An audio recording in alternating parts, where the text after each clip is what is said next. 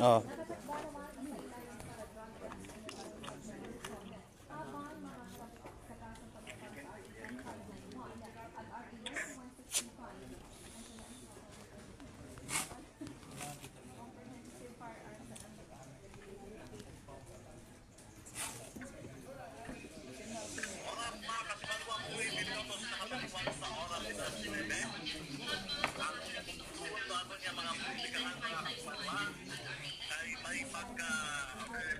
Kay Sir Jerome. Sir Jerome.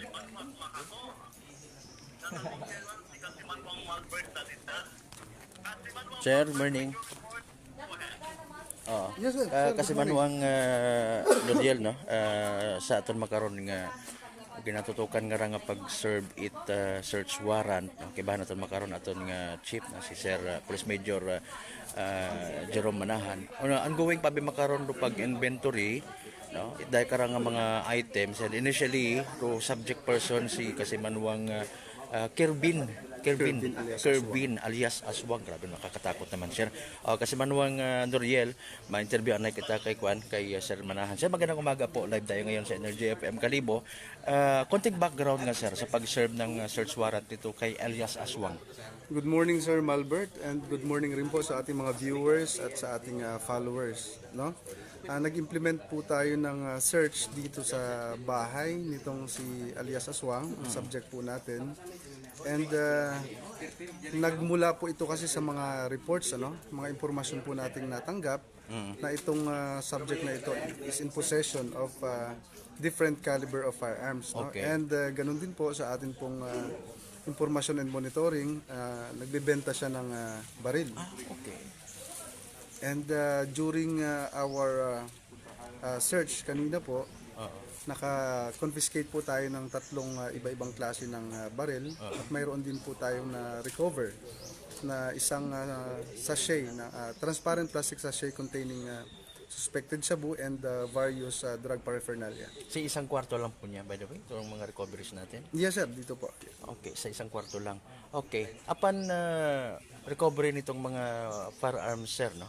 We do believe, chine-check dito kung may mga papel, may mga documents. Kumusta, sir? Yes, sir, but prior to our operation, we already requested for firearms verification, no? Okay. Whether or not itong subject natin ay may hawak na kaukulang mga papeles sa mga baril na ito. And kanina po sa pag-implement natin at sinabi rin naman niya, positibo niyang sinasabi na wala pong mga papel itong mga armas na ito. Oo. Okay, so this is a violation automatically sa Republic Act 10591. Yes, no? yes, sir. Okay, kasama 'to mga bala. Yes, sir, marami rin po tayong na-confiscate na mga bala. Merong caliber 45 ammunition, 22 pieces. Meron din pong bala ng shotgun, no? 12 gauge shotgun at iba-iba pa pong klase ng mga bala. Okay, na-mention, sir, yung tungkol dito sa suspected drug.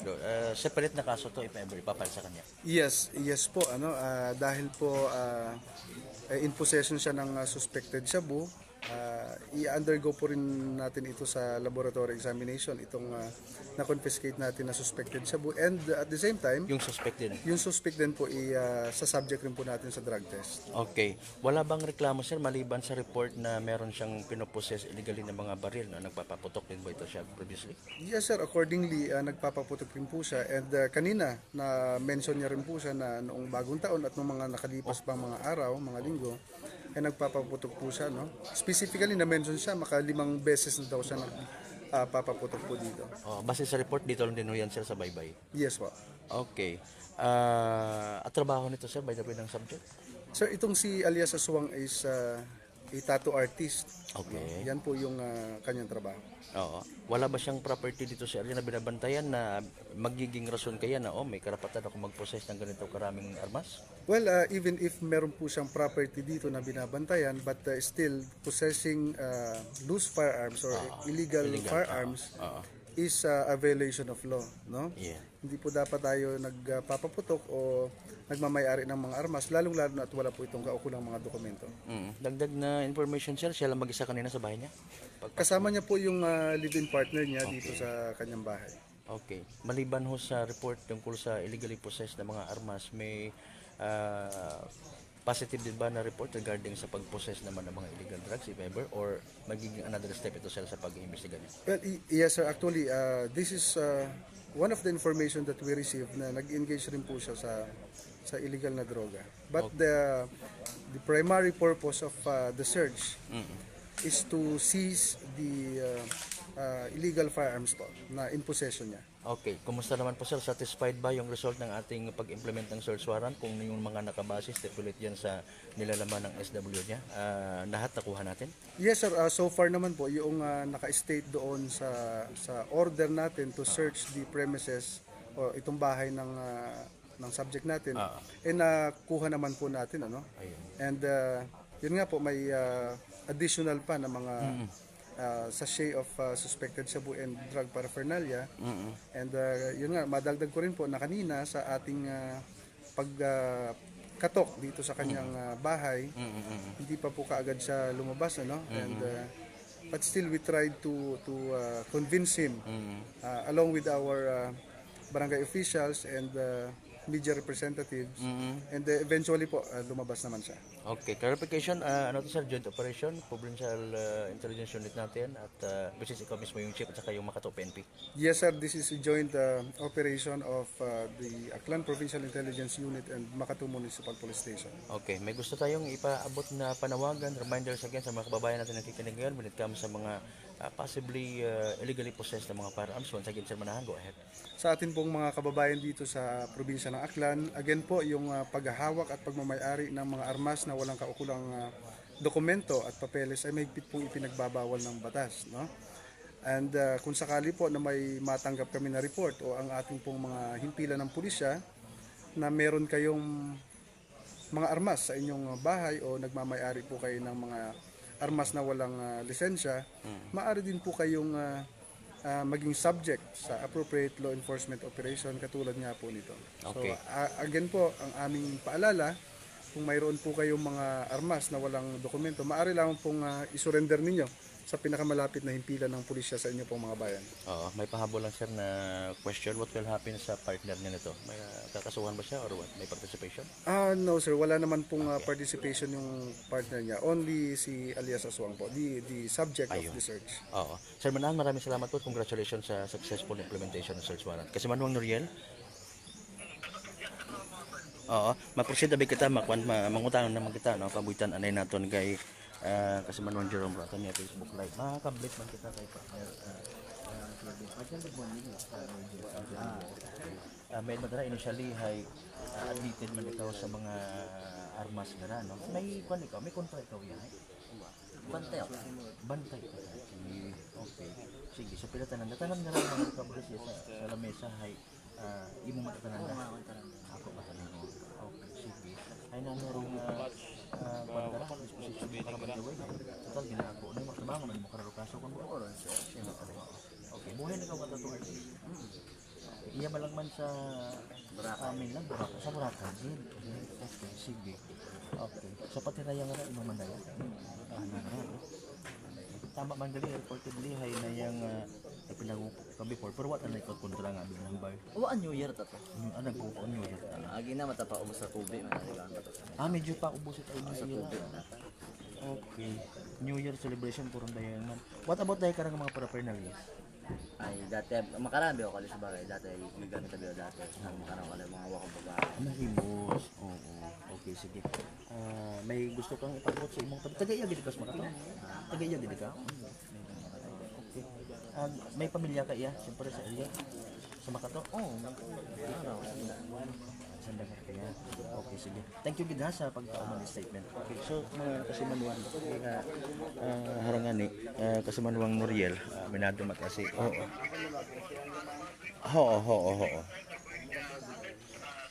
Oo, hara. Oo. Actually, kwantara, mga paraphernalias, mga paraphernalias, gawa ang nana ko no mahimos man. Okay. Sige, hay, haron galing, no? Kwantara subject for examination man, kasi Manuang Noriel, no? Iya bisa kwantara kita to sa live natin makaroon do, nakakarton da imaw, na-include kay inara sigon sa mga police major Manahan sa pag kumpiska no during the implementation it search warrant. Bali so ako it makadali kulit mo utod aton nga live. Pakita natin di ba pag mga recoveries no. Kaya man almost tapos naman pag inventory ka na. Okay. Mark, the box, Mark. Okay, huya po natin sa daywa tatlo. Kunya mata. Tatlo tanan. Okay, pakita natin Chip Noriel sa kwan sa Facebook live natin. Okay, at this moment, no, hararong mga confiscated. Ro mga bala abihe kwan so ta inventory na markingan yun I should say no. Kasi manwang Noriel so tanan sila sa uta. Tanan dahay hoyapon no. Makaron na bigay na desisyon ko na ano ro dahay karang mga confiscated man yung ginapatihan drug paraphernalias nga ginmention nga ni kay na ano police major Jero Manahan nga subject man no, sa laboratory test if ever puro lang man may iya pat agali ho iping actually it kwan pakita ko lang sa Facebook live sang ka plastic sachet okay kay pagka-iping it lighter medyo may gisi tangan nila no minado man nila gamit mo before patag daya ka na siguro na wa baga mahimos no kasi man Noriel okay harang yes, that's correct. Oo, that's correct. Kasi Manuel Noriel, aminado man. Mga nektolero, implementation takara, it SW or search warrant ay smooth mata, ano, cooperative mataba, matangan ni naga.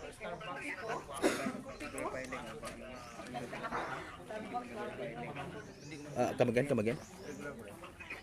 Oh. Negative. Kasi Manuel Noriel, ngani nga madali matagos ito siyempre sa mga may mga makaraya bra oo aga siyempre haram yan hay naga ako mataimaw sa anak karang violation no? Ay mention nga ni kayo ni Police Major Manahan nga ki may ginabantayan ka nga property or kung ano man yung mga personal nga mga rason dapat may papel pero imo karon nga mga armas o arang galing napagupok mo sa ubos mata pa ubos buwa matabagay ginatarget nga tabo in fairness kasi manuang Noriel no so pero estado lang makaroon napakita natin sa Facebook live naton ay ro pag finalize ko dai karang mga pag-inventaryo dai karang mga items no kay bagang holster may bag ag arangani rong ginapatihan nga nga drug paraphernalias nga iya man makaron sa inventory table it aton nga mga kapulisan again joint operation it intelligence unit aton nga Aklan Police Provincial Office ag Makato Municipal Police Station no?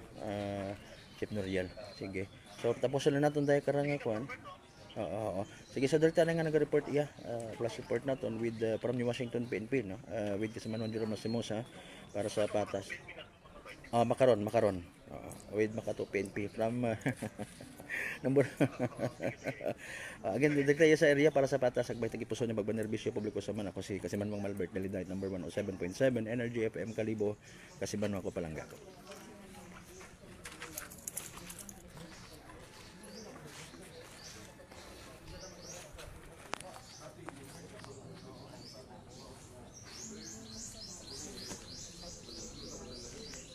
bisa ba kita sa pihak sir excuse me ang tapakan mo ito basig harap mga balatan ng harap pagali okay, so na inventory na laman mga kasimanan dahil karang mga confiscated items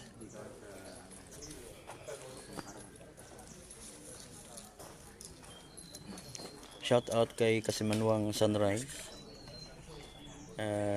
Kasimanwang Che ni May Gaspar may sityo para sir na bye lang no ano sityo kara boss bye makato lang at mga sityo or mga purok abi sige dali ang gid purok uno okay purok uno bye makato mga Kasimanwa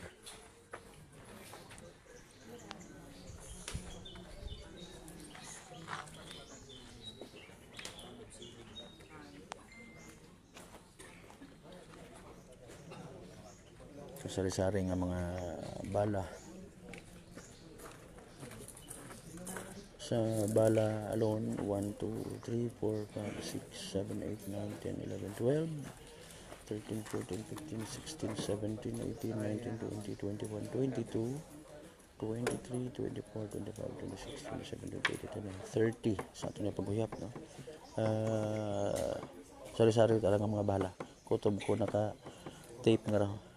Roya mo kon sa lamesa, siyempre holster, bag, ag, dahil ka nga nagkakasari-sari man niya kalibre at baril, mga kasiman ba.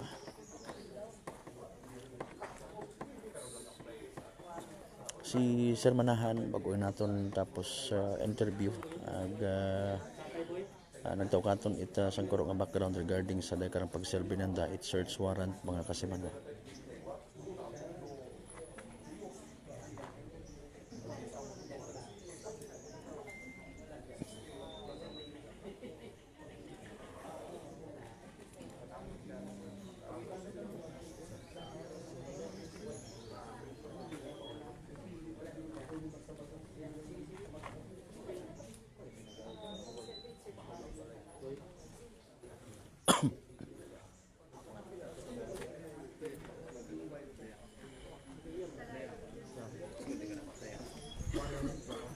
Wa, si Pirit.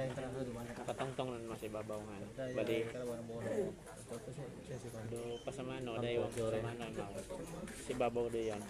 Kasi dago mga pasamano, daya raya. Iba niya. Daya kontra ratong buro nga bala tangan. Nabala tanan sugod ito sir, yung saging-saging. Sabi ko tangan hampangan ito sa may sugod dali na. Laptop bag. Laptop bag. No? So, included sa inventory items mga kasi man ka mga bags sa batong holster. Kaya nga baril mga kasi man. Okay, maliso abi kita by the way. Mga ngayo kita isang kuro nga background kay Kapitan. Kap, good morning. Tapos na kamo. Okay. Sa Energy FM. Ngayo naman kami abi background sa career regarding sa identity dahil karang subject. By the way, related yung karakana? Bukan. So, sa kuan niya ni aron pamilya man niya naman. Pamilya man ninyo. Manabi karang lola man ba. Ang akon man niya lola ay mag ligbata Saan yung sa Lula? sa lola. Sa Lula. Okay, sige. Hay sa kumusta sa barangay? Active pa ikaw makaroon nga kuan no? Kap. May sa inyo sa imo nga pagserbisyo may mga report ka na baton mismo halin ka na So, sa hasta nga nag natawo ra yung unga nga hasta makaron na unga gid record dito sa barangay ra gid complain niya may kaaway. Oo. Mga nagpagupok. Okay. Ano nga mga bagay. Oo. Wa gid dito tabaton ako para. Ay sa amon abi karang pagkakilala ko nga aray. Mabuot but-anan mo pagkaunga. Oo. Mas solo abi ang unga ara. Okay. Agraanat ang ginikanan karay sa luwa baga. Wa man tayo mga ungaon pa para for now sa nang live-in. Wa day medyo daywa niya na live-in karay wa matasalay mga ano. Okay. So do you matagali wa man tayo mo pinasaway literally abi sa palibot kay siya may anang armas. Aga mention man nga ni nakay na nakapugupok mo New Year sa tubi mata. Wa man tayo mo ag kunano nga mga nagrabyo iya gali sa lugar. Okay. Pero may ideya ay handro pamilya ninyo regarding sa pag-possess na karat baril? Ay wa daron ay tauyan kon sa anang pamilya pero sa barangay Oo. ay wa gid mga reporting kan naga may anang nga gina haptan niya ron. Oo. Ang kaina matangani ay pag isang dumata naton iya abi inapit abi ako to ito Oo. ay iyon sandaga tubang ginbasa ka na research warrant Yeah, explain oo. bato ay imamat mismo gagi nag-operar mat nagambay mga homa na may ako man ay imamat mismo nagambay na wait papel ay daan nga rason ay nagabantay nga ni sa gandang tangki nga rason Anda man da? andara ya ho Haragli sa likod. yun andara Okay. Oo. Okay. Ag nagatato artist mo. So dahil galero anak kumbaga nga pinakaginabantayan ta makaron. sanda ni lolo na ron ay para sanda ni lolo Uno kaya pa da sir by the way. ako may mga 1 hectare andara o sobra Sarang man gali no. Okay. So speaking mo tanong tangke sa barangay may nakaabot mga imaw abi nagreklamo may nagpinanakaw iya something like that. Kumusta? wa man it mga complain ito. May Nga, nga imaw ro complainant mata kunta. wa mata. Wa mata. May ina mata nga iba nga kuan yan. Sa iba, pa-record abi. Meron nga ina sa pispan. Ron abi mauga no. So, Oo. pero ang dawa matat complain niya. Okay. Takawan ang mga tangke. So what imong ibang bantay kara imong taman mismo ron. Dangit aron Ah, pamilya lang man kami. Okay, sige. So given by the wake up nga pamilya man nimo, what was your reaction kay na pagkasayod nimo nga dahil gali? Kaya na ron na shock man kita. Ay pag paabot yaton na gina paadto kita iya sa lugar nga bilang nga witness. Ay na kuan gid ako ron na gulpihan ay sa ako yung pagkakilaga biko nga aray mayad. Ay medyo na gulpihan man ako sa atong sitwasyon. Ay alin na naton ay kung may base may mga butang nga wa iya na gina obraha o base kun ano ay bayon siguro bukan. Oo. So para kampante ka mat imong ani nga wa mat imurot mga negative nga record ya sa barangay ag kumbaga hay peaceful mat imong nga nagapakabuya tangki ag if ever hay nagatato imo no sa may islat Boracay. Sige so kumbinsido ka mo sa mga items nga tanan by the way nga Yes, duyon sir, man. ako kumbinsido dahil kay bahan man na nga living partner pati imaw man yan nagatanaw ito bago Oo. anang Kay ban okay, very good. pero mga barangay official lang tanan igin bago magsuod dito sa area gin Pero procedure tanan nasunod tanan kumbaga. gin sunod man procedure wa man it mga gin gabag sa procedure na tungod Sige. Sige sir, lastly bilang barangay official man iya sa inyong nga lugar, may gusto ka mat imong ipaabot nga message pahanumdum sa mga pumuguyo iya nga basi may mga illegally possessed man yung mga armas kung kay mo. yes sir sa aton nga barangay no ginapaabot ko sa atong pamuyo nga may may kamana ka mga ginahuptan nga armas ay kung pwede ay inyong surrender ngon kung inyo ay ninadumilian it aton nga gobyerno basta hiyagas yung kita di tawan pa kita magproblema pa kita sa aton sa sarili so gina-advise ko lang nga hindi kita mag-ubra it mga makara ikagain sa aton sarili magbuligan yung kita sa barangay bilag man ni probinsya ta kanya mapatian sa rondaya nga interview mo siya good morning ka Sige sir, thank you so much kid. Okay, mga kasimanwa so at least ay klaro ra mga bagay-bagay no.